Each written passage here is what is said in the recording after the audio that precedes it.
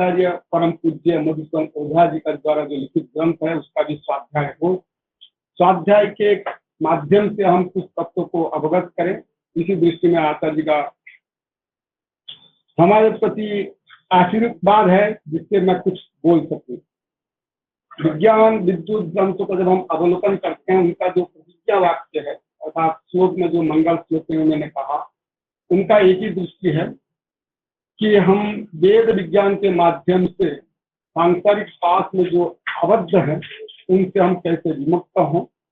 एक दृष्टि वो है अर्थात अज्ञान रूप अंधकार से हम निवृत्त हो जाए। दूसरा है जो लोग वेद के मार्ग से भटके हुए हैं उनको हम कैसे किसी मार्ग में हम लाए, ऐसी ही उनकी दृष्टि है। उसी क्रम में उन्होंने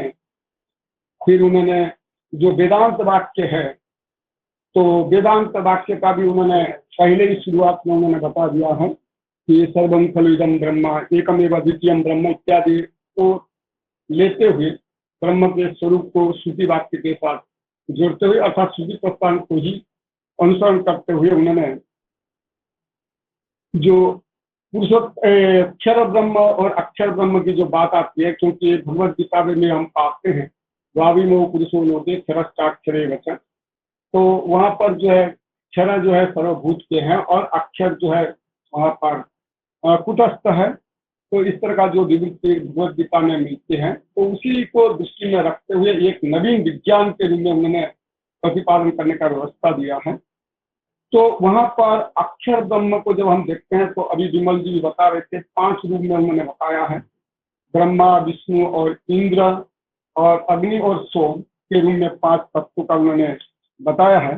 तो उनमें भी हम पाते हैं जो 5 में है, तो 5 में जो है इसमें भी उन्होंने ब्रह्मा विष्णु और इंद्र को जो है उन्होंने प्रतिष्ठामय के रूप में स्वीकार किया है, और विष्णु को जो है यज्ञमय के रूप में और इंद्र को वीर्यमय के रूप में स्वीकार किया है। और पृष्ठ भाग में जो है ये तो हृदय भाग में है, और मैंने हृदय देश में अवस्थित जो प्रतिष्ठामय में ब्रह्मा जी हैं और यज्ञमय में विष्णु जी हैं, और जो है वीर्यमय में जो है हमारे इंद्र जी को स्वीकार किया गया। फिर उसके बाद पृष्ठ भाग को लेकर उन्होंने 2 तत्वों को बताया, एक अग्नि तत्व और एक सोम तत्व। फिर उसमें भी कुछ पर्यायवाची शब्द उन्होंने जो प्रयोग किया है, आकर्षण है, तो आकर्षण से हम जो है इंद्र को लेते हैं, उत्क्षेपण से जो है इंद्र को लेते हैं, और आकर्षण शब्द से हम विष्णु को लेते हैं। इस प्रकार उन्होंने पूर्व पीठिका में बताया। हम वर्तमान जो उन्होंने पृष्ठाक्षर को लेकर जो बताने शुरू किए हैं, तो उसमें 2 तत्व का रखा, एक अग्नि और एक सोम तत्व है। उसी को लेकर उन्होंने पहले प्रतिज्ञा करते हैं, अर्थात पृष्ठाक्षराद्वयम् अत्रैव अन्वावर्तम भवति। तो यहाँ पर जो है अक्षर जो है पृष्ठ भाग के जो अक्षर हैं वो 2 भाग में है, एक अग्नि तत्व है और एक सोम तत्व है। तो उसका उन्होंने प्रतिपादन किया, अग्नि सोमाभ्याम ही अन्य अन्य सर्वे परिवर्तन विकारा जायन्ते। अर्थात जिस प्रकार हम लोग पढ़ते हैं भाई प्रकृति से महत महत से अहंकार इस तरह करके, अर्थात प्रकृति जो होती है कि आगे जितने भी तत्व आते हैं वो तो विकृति रूपा भी होते हैं, क्योंकि हम लोग जानते ही हैं जब हम अन्य शास्त्र की दृष्टि में देखते हैं तो ये जो है कहाँ पर दधी से दूध से जो है दधी परिणाम भी होता है और उसको विकार भी माना जाता है। तो उसी प्रकार इनका है अग्नि और सोम जो अक्षर पुरुष हैं, अर्थात पृष्ठभागीय जो अक्षर पुरुष हैं, इनसे क्या है अनेक प्रकार की जो है परिवर्तन भी होते हैं और विकार भी हमारे शरीर इत्यादि में उत्पन्न होते हैं। क्योंकि इन्होंने जो 5 रखा, जो 5 में इन्होंने 2 तत्व को लिया वो पृष्ठ भाग में, और हृदय भाग में उनको 3 तत्व को रखे हैं, क्योंकि उनकी दृष्टि है विकारित्व तो जो है इन्हीं दोनों तत्वों से ही शुरुआत है, एक अग्नि तत्व और एक सोम तत्व है। इसीलिए उन्होंने लिखा अग्नि सोमाभ्याम ही अन्य अन्य। अन्य अन्य का तात्पर्य यहाँ लिखा है भिन्न भिन्न। भिन्न भिन्न माने बहुत प्रकार के जो है यहाँ पर जो है परिवर्तन और विकार जो है उत्पन्न होते हैं, ये उन्होंने बताया। फिर उसके बाद उन्होंने फिर आगे लिखते हैं शौच अग्नि सोमौ। ये जो 2 प्रकार के अग्नि तत्व और सोम तत्व हैं, इनका क्रियाकारित्व क्या है, किसके साथ संबद्ध है। तो उन्होंने लिखा है प्रतिष्ठा प्राण से उत्क्षेपण प्राणेन और आकर्षण प्राणेन च समयोगा संपद्यते। तो ये कहने का तात्पर्य है कि आपने जो विकार की उपपत्ति आपने बताया, ये विकार की उपपत्ति कैसी होगी, किसके माध्यम से होगी। तो माध्यम उन्होंने बताया कि प्रतिष्ठा प्राण। तो प्रतिष्ठा प्राण में कौन आएंगे, तो प्रतिष्ठा प्राण में तो ब्रह्मा जी आएंगे, पहले ही उन्होंने बता दिया। और आकर्षण प्राण से तो आपका विष्णु जी आएंगे। तो इनके संबंध से ही ये सब विकार की उपपत्ति होंगी। इसीलिए उन्होंने लिखा है कि अग्नि सोमो प्रतिष्ठा प्राण से उत्क्षेपण प्राणेन और आकर्षण प्राणेन। अर्थात उत्क्षेपण प्राण जब लेंगे, उत्क्षेपण शब्द से इन्होंने जो आगे पूर्व में जो विवृति दिया है, उत्क्षेपण शब्द से उन्होंने इंद्र को रखा है। तो प्रतिष्ठा प्राण जो ब्रह्मा है, वो ब्रह्मा उत्क्षेपण और इंद्र और आकर्षण जो है हमारे विष्णु है, इनके प्राण के संबंध से ही हमारा क्या होंगे, सारे विकार की उपपत्ति होंगे। फिर आगे लिखते हैं उत्क्षिप्त प्रतिष्ठितो अक्षर विशेषो अग्नि उच्यते। तो ये अग्नि तत्व क्या चीज है, जब आपके मन में, हमारे मन में जिज्ञासा होती है, तब उन्होंने उसको दिया है कि आपने जो ये प्रतिष्ठा जो आपने बताया, अर्थात अग्नि सोम जो है प्रतिष्ठा प्राण के उत्क्षेपण प्रतिष्ठा प्राण से उत्क्षेपण प्राणेन और आकर्षण प्राण के संबंध से जो आपका इसकी उपपत्ति होती है, ऐसे जो उत्क्षिप्त और प्रतिष्ठित जो अक्षर है, वही अक्षर विशेष जो है आपका अग्नि के रूप में हम स्वीकार करते हैं। और आकृष्ट और प्रतिष्ठित जो अक्षर विशेष होते हैं, उसको हम क्या करते हैं, सोम के रूप में स्वीकार करते हैं। तो इसका मतलब ये हुआ कि जो पृष्ठभागीय जो दो तत्व हैं, तो ये दो तत्व जो है आकर्षण के द्वारा प्रतिष्ठित होने वाला जो अक्षर पुरुष होंगे, वो जो है सोम संज्ञा को प्राप्त करेगा। और जो आपका आकृष्ट उत्क्षिप्त जो होगा, वो होगा आपका आकर्षण के बल से। और दूसरा जो होगा आपका अक्षर पुरुष जो होंगे, ये आपका एक तो उत्क्षेपण के अर्थात ऊपर की ओर जो है उत्क्षेपण करके उन्होंने जो शब्द दिया है, वो तो इंद्र को ही दिया है। तो इंद्र के द्वारा जो प्रतिष्ठित होंगे, वो अक्षर जो होगा वो सोम होगा। और जो आकृष्ट होंगे, वो आकृष्ट माने विष्णु के द्वारा जो आपका प्रतिष्ठित होगा, वो अक्षर पुरुष जो है वो आपका सोम के रूप में स्वीकार होगा। तो मूल में जो है आपका तीन तत्व को उन्होंने जो रखा है अक्षर पुरुष में, तो ब्रह्मा और विष्णु और इंद्र को रखा है। तो उनके कहीं ना कहीं संसर्ग जो है अग्नि के साथ भी है और कहीं ना कहीं आपके सोम के साथ भी है, ये उन्होंने एक निर्देश किया है।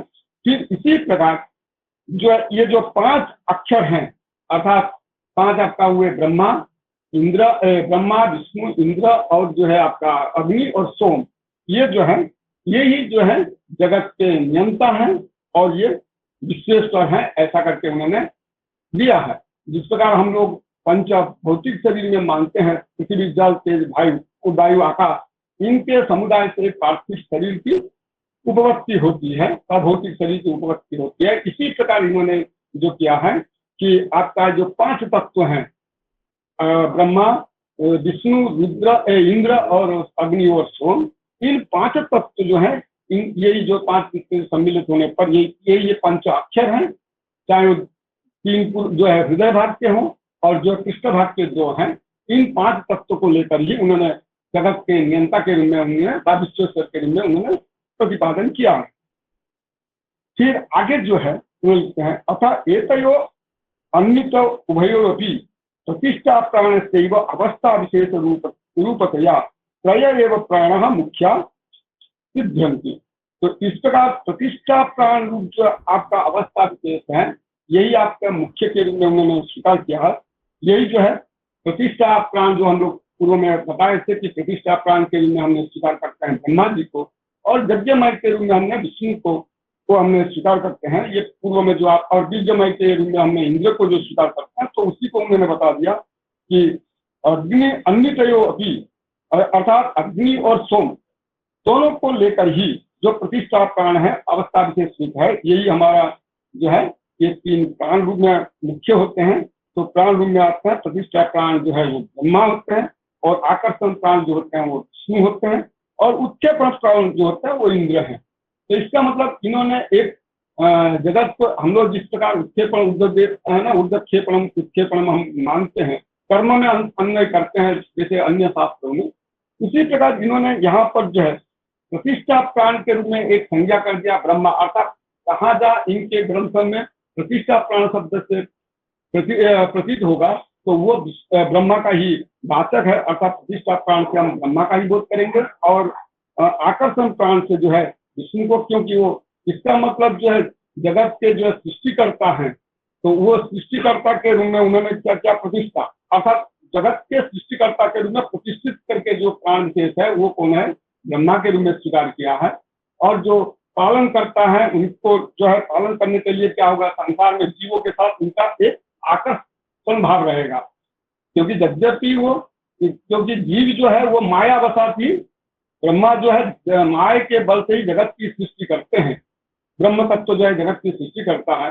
तो ये जो है जगत के प्रति सृष्टि करने के लिए उसका जो आकर्षण भाव होगा, वो आकर्षण के रूप में, आकर्षक के रूप में हम किसको स्वीकार करेंगे, वो विष्णु तत्व को हम स्वीकार करेंगे। इसलिए उन्होंने लिखा है कि जो है आकर्षण प्राणम जो है विष्णु, और जो उत्क्षेपण प्राणम है वो उन्होंने इंद्र के रूप में स्वीकार किया है।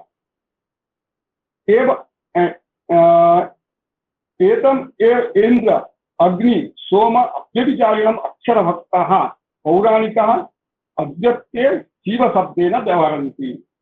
तो इसी को लेकर इन्होंने क्या किया, एवं इंद्र, यहाँ पर जो है थोड़ा हमको लगता है प्रिंटिंग का कुछ है, एवं होना चाहिए, एवं इंद्र अग्नि सोम जो है अभ्यभिचारिणम अक्षर भक्ता, इनका जो भक्त होते हैं अक्षर भक्त, ये जो तीन तत्व हैं कौन कौन हुए, इंद्र हुए, अग्नि हुए और सोम है, इनके जो है ये जो अक्षर भक्त हैं, अभ्यभिचारिणम का तात्पर्य यहाँ पर है कोई यहाँ पर दोष नहीं हो, अर्थात इन दोष से रहित, जो मतलब इनके प्रति जो समर्पण भाव से रहेंगे, ऐसे जो अक्षर भक्त होते हैं उन्हीं को हम पौराणिक कहते हैं। और पौराणिक जो है फिर वर्तमान समाज में उसको हम क्या करते हैं, शिव के रूप में स्वीकार करते हैं कि शिव ही अद्वैतम, अर्थात एकमेव रुद्र न द्वितीय अवतस्थे, ये जो हमारा श्रुति वाक्य है, तो उसी को दृष्टि में रख के उन्होंने यहाँ पर वर्तमान के रूप में उनको शैव के रूप में स्वीकार किया, शिव शब्द से उनका व्यवहार करते हैं। अर्थात जो अक्षर भक्त होते हैं,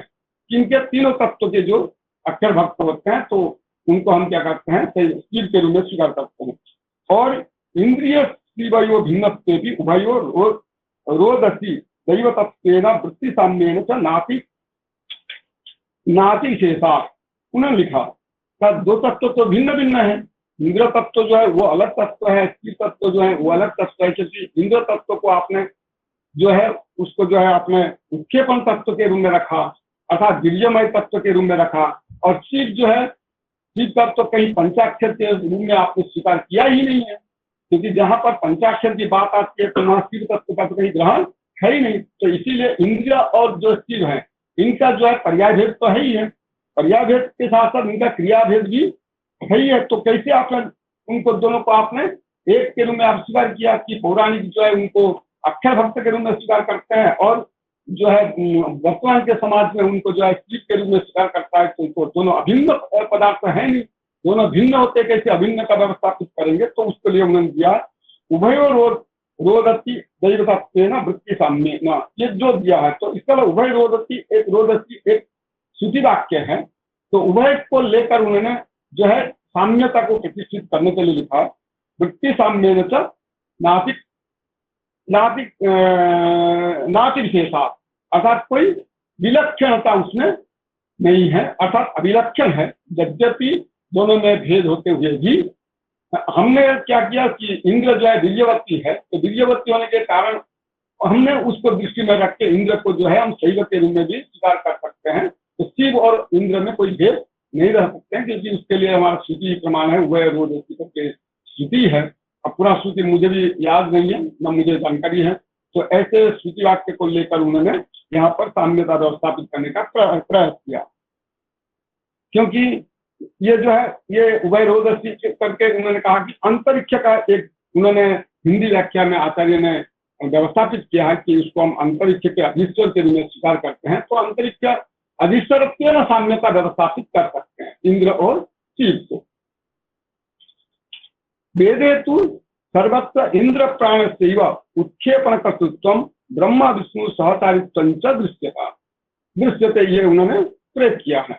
अर्थात सर्वत्र जो है वेद में हमारा वैदिक मंत्र के द्वारा हमको ये प्रतिपादित मिलता है, क्योंकि आपने जब कहते हैं एक रुद्र द्वितीयावतस्ते, जब आपने श्रुति वाक्य देते हैं तो एक ही रुद्र है, कोई दूसरा नहीं है।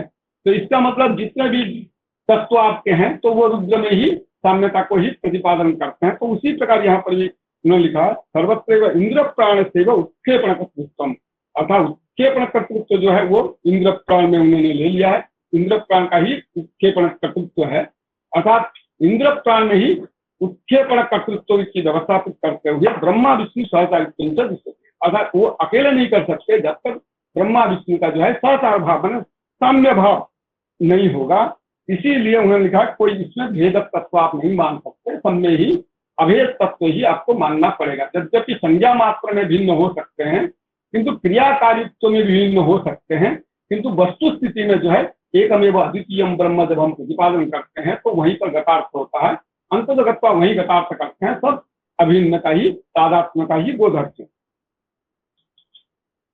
तब फिर लिखते हैं, कहते हैं कि वेद सिद्धांत ईश्वर से एक त्रैविध्य उपपत्ति उत्तरत्र वक्ष्यते।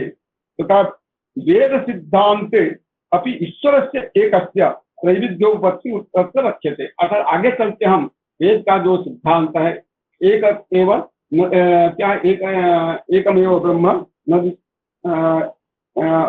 एकम अद्वितीयम ब्रह्म इत्यादि जो आपका श्रुति वाक्य है, तो श्रुति वाक्य को लेकर भी उन्होंने आगे व्याख्या करेंगे कि भाई यद्यपि हमने अक्षर के रूप में हमने किसको स्वीकार करते हैं, 5 तत्वों को स्वीकार करते हैं, वस्तु स्थिति में वो जो है उसका देशावच्छेदन हम भिन्न भिन्न करते हैं, क्योंकि एक हृदयसावच्छेदन होते हैं 3 होते हैं, और एक पृष्ठाक्षर अवच्छेदन जो है, पृष्ठावच्छेदन जो है पृष्ठ देश को लेकर हमने 2 तत्व को मानते हैं और हृदय को लेकर हम 3 तत्वों की व्यवस्थापन करते हैं। वस्तु स्थिति में जो है ये एक ही है, इसको हम आगे चल के व्याख्या करेंगे।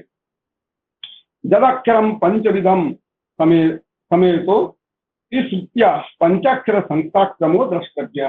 तो इसी प्रकार उन्होंने जो है अंतिम में जाकर उन्होंने कहा कि जो आपका ब्रह्मा विष्णु इंद्र और जो आपका सोम और अग्नि है, अग्नि और सोम है, ये जो 5 हैं, ये 5 प्रकार के अक्षर आते हैं, किंतु ये कहाँ से हमको प्राप्त होता है, उसके लिए हमको श्रुति ही इसको प्रतिपादन करता है। और जो भी हम कुछ करते हैं वो श्रुति के आधार पर ही करते हैं। लक्ष्य हमारा श्रुति है, उस श्रुति को हम समाज के सामने कैसे विज्ञान के रूप में हम जोड़ सकते हैं, तो उसका इन्होंने यहाँ पर प्रतिपादन करने की प्रयास किया मधुसूदन ओझा जी ने।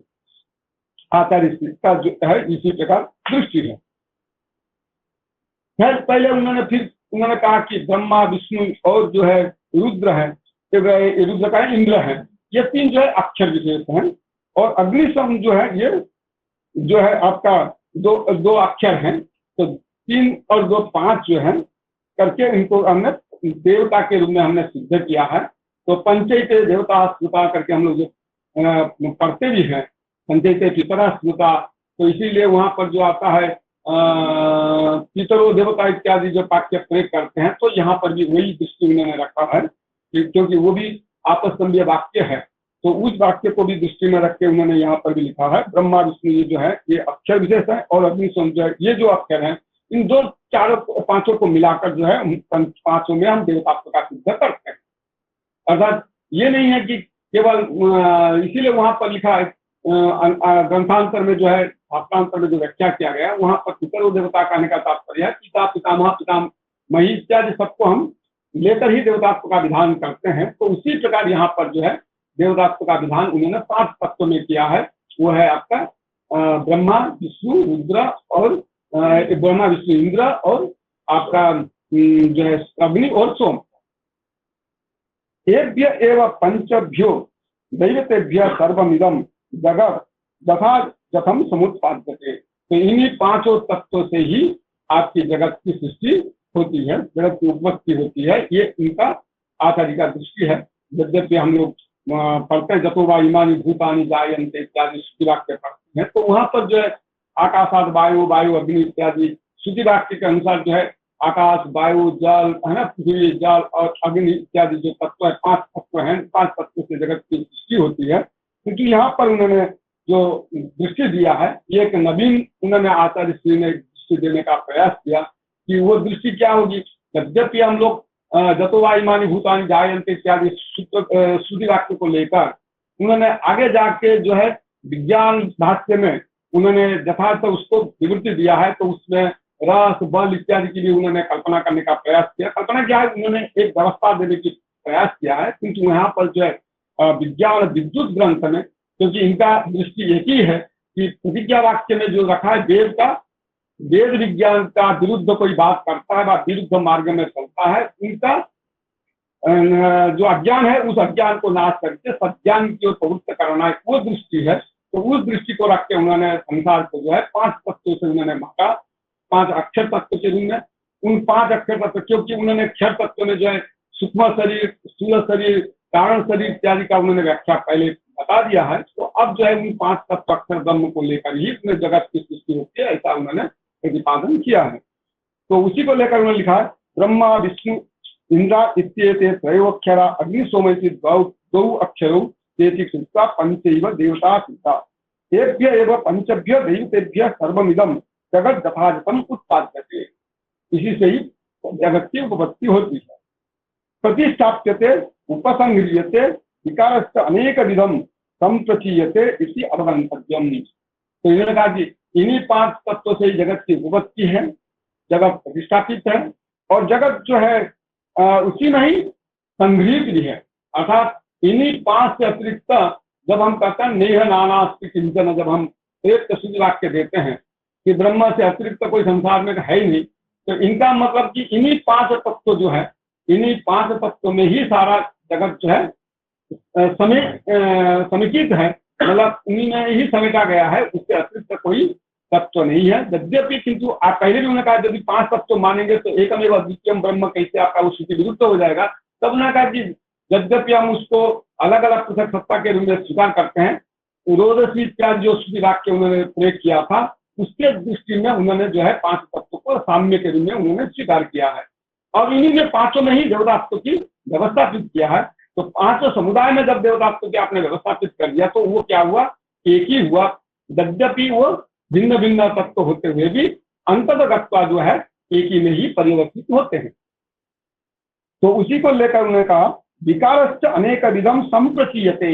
जब इन 5 तत्वों में आप परिवर्तित हो जाएंगे तो आपके अंदर जो जितने भी विकार हैं, तो इन्हीं विकार का क्या हो जाएगा, नाश हो जाएगा, विकार का क्षय होगा। तो यही आपको समझना चाहिए। तो इनका दृष्टि है सारे अक्षर ब्रह्म जो है इन्हीं 5 तत्व पर निर्भर है। यद्यपि वो देशावच्छेदना काल को लेकर और भिन्न भिन्न हो सकते हैं, तथापि जगत के सृष्टि के कारण के रूप में इन्हीं 5 तत्व की ही जरूरत पड़ती है। इन्हीं 5 तत्व से सारा जगत की सृष्टि है, और उसी से ही क्या सारा जगत में जो रहने वाला विकार है वो विकार का भी क्षय होता है। तो ऐसा उन्होंने एक प्रकार यहाँ पर दृष्टि देता है। और उसमें ये भी आगे जाके उन्होंने कहेंगे कि इसी से ही विकार का जो है परिवर्धित किया जाता है। तो परिवर्धित किया जाता है कहेंगे संप्रचीयते कहेंगे। तो एक प्रकार जो है जगत का विस्तार भी हो और विकार का क्षय भी हम मान सकते हैं। एस्वपि पंचाक्षरसु ब्रह्मा मुख्य का ये जो 5 अक्षर आपने बताया, तो अक्षर ब्रह्म के रूप में आपने 5 को जो आपने स्वीकार किया, उनमें जो है ब्रह्मा जी को हम श्रेष्ठ के रूप में स्वीकार करेंगे। ब्रह्म के अतिरिक्त कोई है ही नहीं। तदनुगत विष्णु इंद्र हुआ, अर्थात इन्हीं के अनुगत जो होंगे तो उसके लिए क्या होंगे, आपका विष्णु और इंद्र होंगे। ये लिखा है विष्णु इंद्र सहकारा सिद्धम ब्रह्मांड एवं रूपांतरम अग्निश्च सोम। तो पहले तो उन्होंने श्रेष्ठ बना दिया ब्रह्मा जी को, फिर ब्रह्मा जी के अनुगत के रूप में उन्होंने विष्णु तत्व को और इंद्र तत्व को स्वीकार किया। फिर विष्णु के इंद्र के सहकार से ही ब्रह्मा का रूपांतरित जो है वो कौन होंगे, अग्नि होंगे और सोम होंगे। फिर विक्षेपण धर्म ही इंद्रेण विक्षिप्यमानम शुद्धम व विष्णु युग ब्रह्मेदम अग्नित्वेन उपचर्यते। इसका मतलब जिस प्रकार हम लोग करते हैं, कई उपचार करते हैं, उपचार करते हैं मतलब आरोपित करते हैं। यद्यपि बहुत स्थल में हम लोग आरोपित करते हैं, जैसे आपका अर्थापत्ति इत्यादि स्थल में हम लोग आरोपित करते हैं, क्योंकि अर्थापत्ति स्थल में हम लोग ये करते हैं जो है तीनों यम देवदत्ता दीवाना भूलते, तो वहाँ रात्रि की हम कल्पना करते हैं। तो ये जो उपचार है, ये उपचार एक कल्पना मात्र ही है, अर्थात सुक्ति में रजत की जो है हम आरोप करते हैं, रज्जु में सर्प का जो है आरोप करते हैं। तो उसी प्रकार इन्होंने यहाँ पर एक चीज बताना चाहते हैं कि विष्णु के साथ रहता हुआ भी स्वयं ब्रह्मा, एक चीज उन्होंने जो बताया यहाँ पर कि विष्णु इंद्र सहकारा सिद्धम ब्रह्मा, अर्थात विष्णु इंद्र के सहकार से ही सिद्ध है कौन? ब्रह्मा। यद्यपि ब्रह्मा मुख्य है, किंतु सहकारित्व कहाँ आया? विष्णु और इंद्र में आया। रूपांतरम अग्नि सोमस्ता, उन्हीं से ही परिवर्तित कौन होते हैं? रूपांतरित कौन होते हैं? अग्नि और सोम होते हैं। इसका मतलब एक दूसरे को छोड़ के नहीं रह सकता। ब्रह्मा मुख्य होते हुए भी अन्य के सहकार से ये अग्नि सोम तत्व की भी उपपत्ति कराते हैं। तो अग्नि सोम भी जो है, आप कहेंगे नहीं इनके, अब यहाँ अंशांशी भाव तो हम नहीं रख सकते, किंतु ये मान सकते हैं कि इनके पांचों तत्व के सहकार से ही ये उपपत्ति होती है। फिर लिखा विक्षेपण धर्मना ही इंद्रियना विक्षिप्य, यहाँ पर और जो कहते हैं कि ब्रह्मा का जो विक्षिप्यमान, विक्षेप का कारण का जो संचाल्यमान जो आपका प्रक्रियाकारित्व है, वही जो है अग्नि संज्ञा को ही प्राप्त करता है और सोम संज्ञा को भी प्राप्त करता है।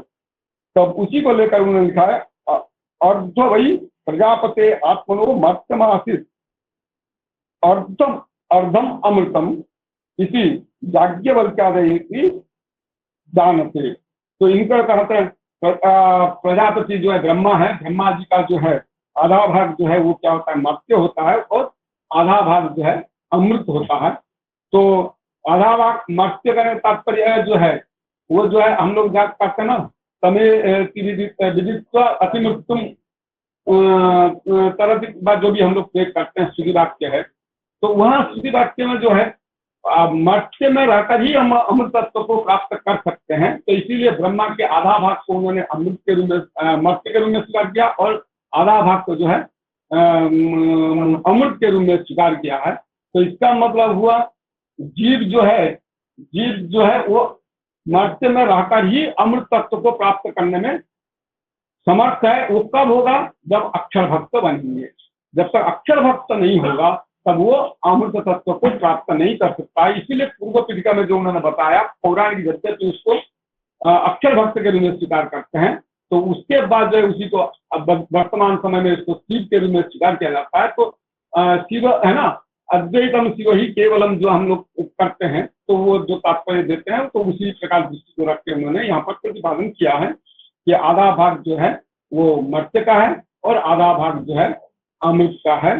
तो इस प्रकार उन्होंने तत्व को जो है ये अपने दृष्टि में नहीं बोल रहे हैं, याज्ञवल्क्य भी इस तत्व को जानते थे, तो उन्हीं को यहाँ पर दृष्टांत देकर ही यद्यपि ब्रह्मा विष्णु इंद्र और अग्नि और सोम ये पांच अक्षर ब्रह्म है, अक्षर ब्रह्म होते हुए भी ये पृथक पृथक होते हुए भी अंततोगत्वा ये साम्य समान है, इनमें कोई भेद नहीं है। तो इस प्रकार की उन्होंने एक प्रकार केवल स्थान भेद है, वस्तु में कोई भेद नहीं है, इस प्रकार की एक दृष्टि यहाँ पर दिए है। फिर आगे जाके उन्होंने फिर कहा कि ये जो है तत्र मर्त्यम स्थूलत्वा नाति दूरम विक्षिप्यते इति यावदिदं ब्रह्म विशिष्टते तदस्य मर्त्यस्य कायंतिवम सामः तत्शरीरम उच्यते।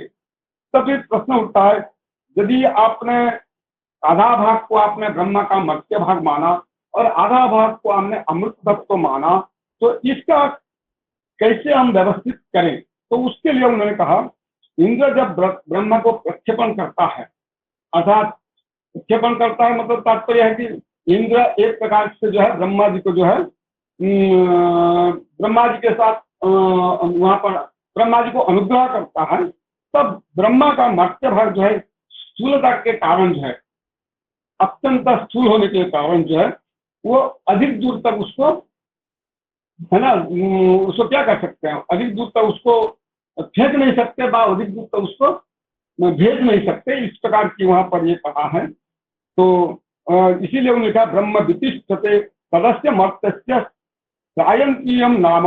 ये जो सायंतीयम जो शब्द उन्होंने प्रयोग किया है, तो ये जो है उसको जहां तक ब्रह्मा स्थित रहता है, इसके मर्त्य भाग को जो है उन्होंने एक सायंती के रूप में नामक एक संज्ञा दिया है। तो उस सायंती जो शब्द है वो शाम का ही द्योतक है, अर्थात सायंती शब्द से भी हम किसको बोध करेंगे, शाम को ही बोध करेंगे। तो सायंती नामक एक शाम संज्ञा उन्होंने यहाँ पर प्रतिपादन किया है, और उसी को ही हम क्या कहेंगे,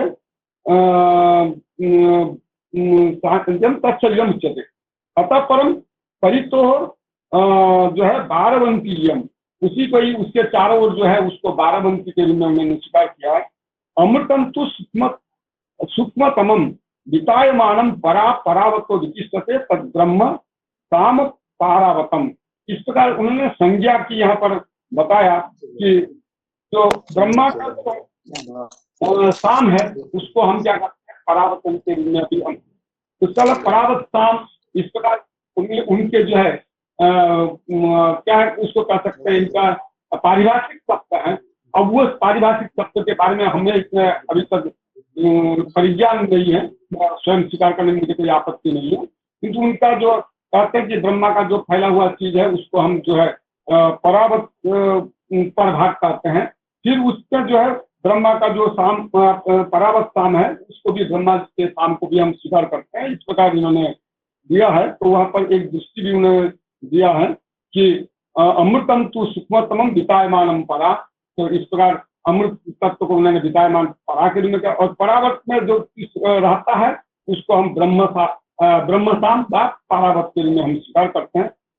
सा खलु अभी सा खलु अव्यय पुरुष से बात पराकाष्ठा, ये अव्यय पुरुष के रूप में उसको स्वीकार किया गया। तावत ब्रह्म विधिष्ठितम तावती वाक इति श्रुते, इस श्रुति वाक्य के आधार पर उन्होंने जो है यहाँ पर एक व्यवस्थित दिया है। स्वयं अष्टाचत्वारिंश सोम, जो सोम के उन्होंने कितने प्रकार की भेद किया है, 48 प्रकार की जो है वहां पर भेद बताया, और उसी में ही ब्रह्म जो है रहते हैं, प्रतिष्ठित होते हैं। विष्णु इंद्रियण विक्षिप्यमान तीन विक्रमान विक्रमते तीन सोमान विभूतम पंचादशम एक विंशम चेती।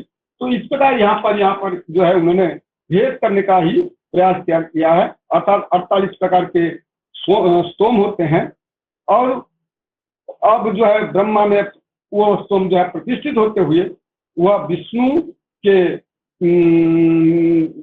जो है विष्णु जो है जब विक्षिप्यमान होता है, अर्थात विष्णु की ओर जब छोड़ा जाता है, फेंका जाता है, तब वो क्या होता है, विक्रम का ही विस्तार करता है। वो कितने विक्रम का, 3 विक्रम का ही विस्तार करता है, और वो उसी को हम क्या करते हैं, 3 जो जैसे हम लोग पंचीकरण प्रक्रिया की बात करते हैं, त्रिभुतकरण की बात करते हैं, तो यहाँ पर भी वेदांत की दृष्टि में यहाँ पर त्रिभुतकरण की एक प्रस्ताव इन्होंने यहाँ संकेत किया कि जो 48 प्रकार के आपके स्तोम है, इनके द्वारा जो प्रतिष्ठित ब्रह्मा जब विष्णु की ओर है ना, जब फेंका जाता है तो उस समय क्या होता है, विक्रम का विस्तार करता है।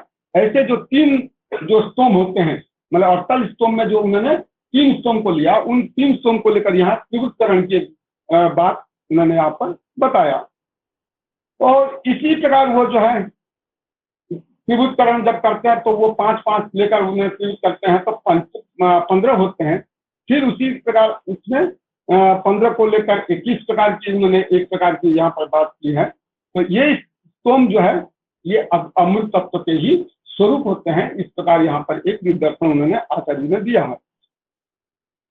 तो इसी प्रकार हमको लगता है कि आचार्य ने फिर इसी प्रकार जो है शरीर का भी, और वहां पर एक आगे जाके बताएंगे कि पिंड पर्यंत जो होते हैं वो शरीर होते हैं, फिर मृत्यु अग्नि होता है, अग्नि की संसर्जन होता है। तो इसी प्रकार वहां पर भेद जो है उन्होंने दिया है।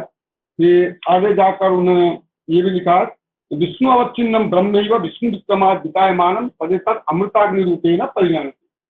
तो इस प्रकार वही जो है वो अग्नि जो है वो आगे जाकर अमृत के रूप में अमृताग्नि के रूप में वो परिणमित होता है। तो इस प्रकार करके इन्होंने पंच प्राण की उन्होंने सिद्ध किया है। तो अमृता में ऊर्ध्व ब्रह्म अमृत भागस्य सोमांत सोम, इस प्रकार उन्होंने करके पंचाक्षर जो है, इस पंचाक्षर को जो है प्राण के रूप में स्वीकार किया है। अर्थात जो आपका जो मूल जो अक्षर ब्रह्म है उन 5 को लेकर उन्होंने प्राण के रूप में भी व्यवस्थापित करने का प्रयास किया है। तो इसी प्रकार आगे भी बहुत सारे विषय हैं, है ना, केवल विभक्त करके उन्होंने बताया है।